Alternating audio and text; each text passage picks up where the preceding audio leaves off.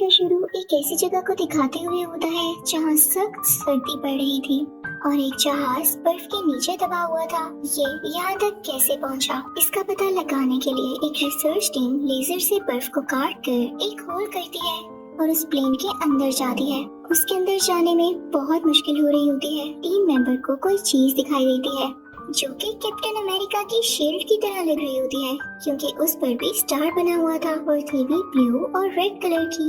इनको कंफर्म हो जाता है कि ये शील्ड ऑफ कैप्टन अमेरिका ही है। लेकिन ये आई कहाँ से? क्या इस प्लेन में वो भी था? मल्टीपल क्वेश्चन सोच में आते हैं। अब सीन शिफ्ट होता है पास्ट की तरफ, जब हमें एक सिटी दिखाई जाती है। वहाँ जर्मन सोल्जर्स हुआ करते थे। वो अपने लीडर के कहने पर एक एंशिएंट और मिस्टीरियस चीज को ढूंढ रहे होते हैं। जब कोई भी उसको ढूंढ नहीं पाता तो आर्मी लीडर खुद ही एक प्रीस्ट से मिलने जाता है। वहाँ उसको एक फेक कॉस्मिक क्यूब मिलता है, जिसे उठाते हुए वो जान लेता है कि ये तो असली नहीं है।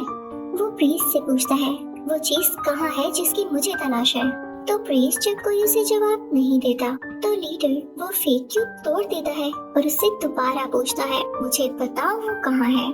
प्रीस्ट उससे कहता है नहीं, वो तुम्हारे लिए नहीं है, क्योंकि तुम एक गॉड नहीं हो। उस चीज को सिर्फ गॉड ही हासिल कर सकता है, क्योंकि उसी में इतनी ज्यादा पावर बर्दाश्त करने की एनर्जी होती है। जब प्रीस्ट उसे कुछ नहीं बताता तो वो खुद ही अपनी नजर इधर उधर दौड़ाने लगता है। उसे एक दीवार कुछ अजीब सी लगती है जिसमें एक बटन लगा होता है। वो उसको प्रेस करता है तो उसमें से एक बॉक्स बाहर आता है। उसके अंदर रियल कॉस्मिक क्यूब होता है जिससे लाइट निकलने लगती है। अब यहाँ भी सीन चेंज हो जाता है। पिछले वाक्य को पूरा एक साल गुजर गया होता है। यहाँ हम बहुत सारे लड़कों को देखते हैं जो कि एक ही एज के होते हैं। वहाँ एक लड़का और भी होता है जिसका नाम होता है स्टीव। ये इस मूवी का मेन कैरेक्टर भी है। अब स्टीव का ख्वाब ये था कि वो आर्मी में जाए, लेकिन कुछ डिजीजेस की वजह से उसको सिलेक्ट नहीं किया जाता।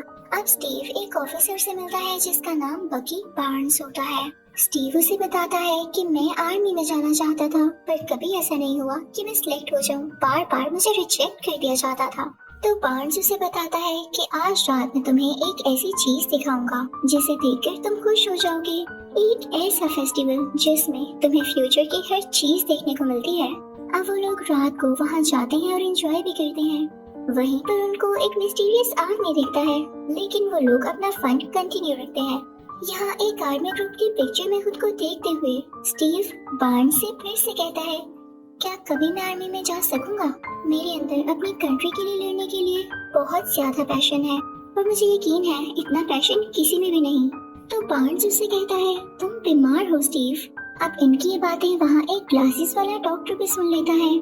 फिर उसी वक्त स्टीव को पता चलता है कि फ्यूचर के लिए आर्मी सिलेक्शन हो रही है। वो फौरन से जाकर फॉर्म जमा कराता है, लेकिन वहाँ पर जो आदमी होता है उसे रिजेक्ट कर देता है कि तुम्हारे फॉर्म से पता चला है कि तुम बार बार रिजेक्ट हुए हो, तो जरूर कोई ना कोई वजह होगी ना। लेकिन तभी वहाँ वो डॉक्टर आते हैं जिन्होंने उनकी बातें सुनी थी। वो डॉक्टर एक साइंटिस्ट भी थे। वो स्टीव से इंटरव्यू लेते हैं और उसके फॉर्म पर 1A लिखते हैं, यानी फर्स्ट एवेंजर कैप्टन अमेरिका, जिसके बारे में स्टीव खुद भी गेस नहीं कर पाता। अब सीन शिफ्ट होता है एक आर्मी यूनिट पर, जहाँ के कमांडर्स को दिखाया जाता है, एक मेल कमांडर और एक लड़की पैगी कार्टर को। वहाँ के कमांडर साइंटिस्ट से पूछते हैं कि आप जानते हैं आर्मी को बहुत सारे ऑपरेशंस और टास्क दिए जाते हैं, मैं कैसे मान लूं कि स्टीव बेटर ऑप्शन है? तो साइंटिस्ट यानी वही डॉक्टर वहाँ एक बॉम्ब फेंकते हैं, जिसको देख के सब लोग अपनी जान बचाने के लिए भागने लगते हैं, जबकि स्टीव उसी बॉम्ब के ऊपर आकर लेट जाता है ताकि वो अपनी जान दे दे और बाकी लोगों को कुछ भी ना हो। ये देख के सब बहुत इम्प्रेस होते हैं और आर्मी कमांडर स्टीव को रखने के लिए मान जाते हैं। अब दूसरी तरफ हम एक आदमी रेड स्कल को देखते हैं, तो अपने साइंटिस्ट के साथ मिलकर कॉस्मिक क्यूब की पावर्स को जान रहा होता है और उसको यूज करके ऐसी इनर्जी निकालने की कोशिश करता है जो किसी भी प्लेन को 5-6 दिन तक उड़ा सके, यानी उसके लिए किसी फ्यूल की जरूरत न पड़े और हर वॉर में भी उन्हें एनर्जी दे सके ताकि वो जीत जाएं। आखिरकार कई दिन की मेहनत के बाद रेड स्कल का साइंटिस्ट वो मशीन बना ही लेता है जो कॉस्मिक क्यूब से एनर्जी लेगा और उनके टैंक्स में ट्रांसफर करेगा। उधर आर्मी यूनिट से पैगी कार्टर स्टीव को उसकी अपनी सिटी लेकर आती है, यानी जहाँ से स्टीव आया था। क्योंकि यहाँ पर ग्लासेस वाले डॉक्टर की एक बहुत ही आला मशीन थी जो कि किसी भी इंसान की ताकत को बढ़ा सकती थी और ये आर्मी पर्पस के लिए ही बनाई गई थी। इस मशीन का क्रिएटर वही मिस्टीरियस आदमी था जिसको हमने फेस्टिवल में देखा था।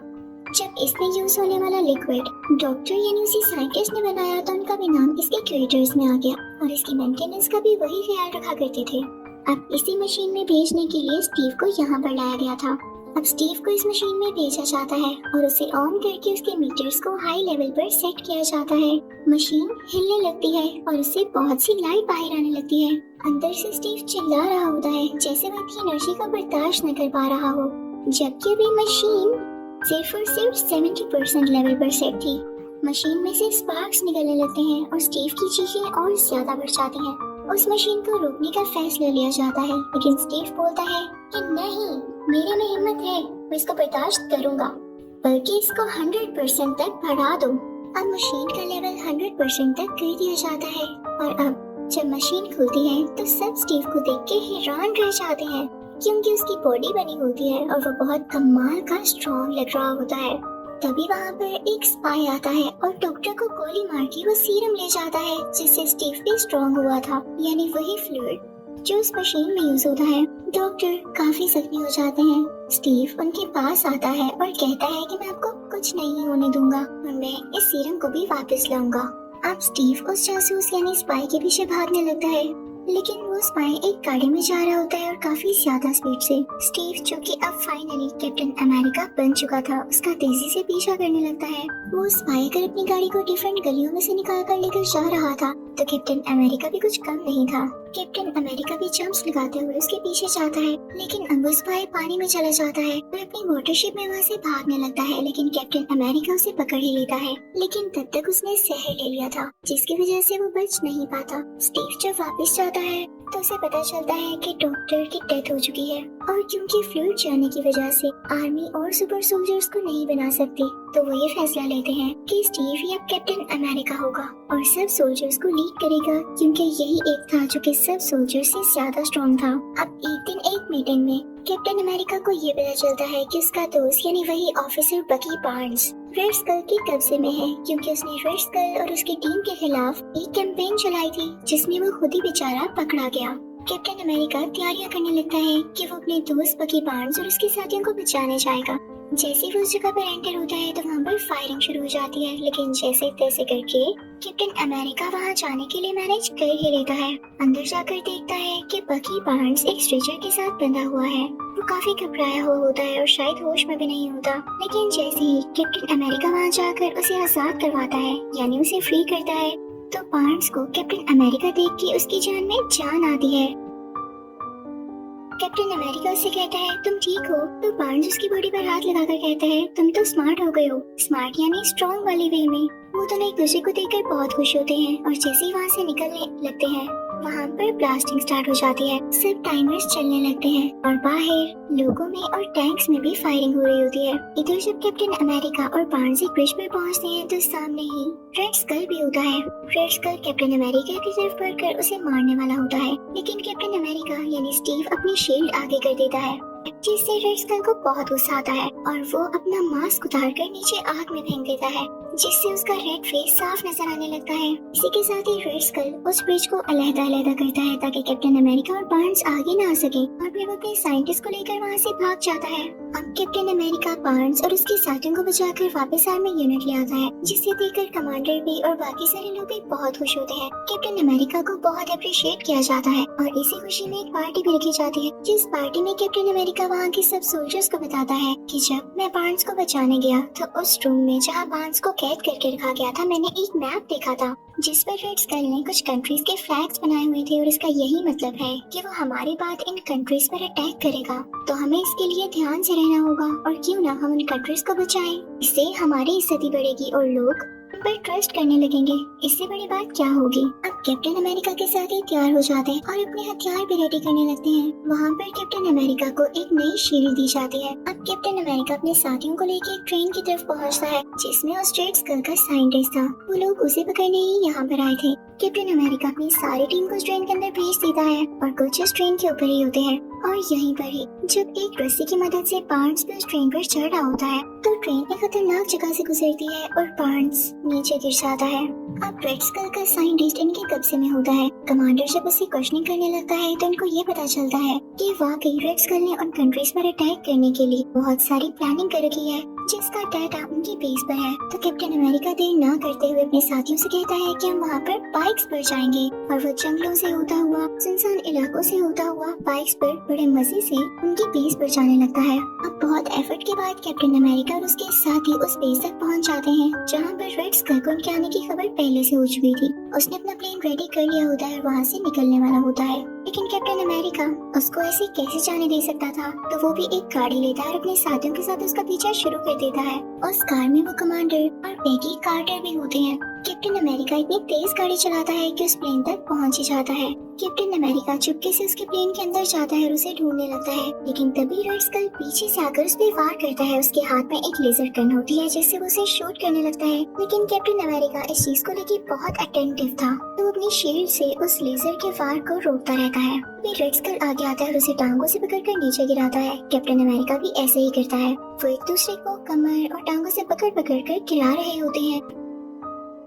रेड स्कल भी कुछ कम नहीं था और वो भी आगे से बराबर वार कर रहा था। तो कैप्टन अमेरिका उसे उठाकर उसकी मशीनरी पर फेंकता है जिससे जहाज का सारा सिस्टम खराब होने लगता है और वो नीचे की तरफ जाने लगता है। अब रेड स्कल कैप्टन अमेरिका को धकेलते हुए यानी उसे पुश करते हुए रेंगता हुआ कंट्रोलिंग सिस्टम तक जाता है और वहाँ की सेटिंग करके जहाज को फिर से ठीक उड़ाने लगता है और फिर से कैप्टन अमेरिका की तरफ अपनी लेजर गन के साथ आता है और उससे कहता है तुम्हारी हिम्मत कैसे हुई। लेकिन कैप्टन अमेरिका रोल होते हुए अपनी जान बचाता है और फिर से अपनी शील्ड का यूज करते हुए उसके लेजर शॉट्स को रोकता है। लेकिन इसी दौरान वो कॉस्मिक क्यूब भी हिल जाता है और नीचे गिरने वाला होता है कि तभी रेड स्कल उसे उठा लेता है, लेकिन उसमें इतनी ज्यादा एनर्जी थी कि वहाँ पर स्पार्क्स होने लगते हैं क्योंकि रेड स्कल की बॉडी के अंदर तक जाते हैं। फिर हम देखते हैं कि रेड स्कल इसी के साथ ही गायब हो गया है। शायद उसकी एनर्जी को वाकई बर्दाश्त ही नहीं कर सका और कॉस्मिक क्यूब जब प्लेन के नीचे गिरता है तो वहाँ की रोड्स को पिघलाता हुआ प्लेन से नीचे ही गिर जाता है। अब कैप्टन अमेरिका वहाँ के कंट्रोलिंग सिस्टम पर आता है जहाँ पर उसे पता चलता है कि रेड स्कल इसी प्लेन के जरिए ही बाकी कंट्रीज पर अटैक करने वाला था क्योंकि इसमें बॉम्ब्स भी पड़े हुए थे और मिसाइल्स भी थे।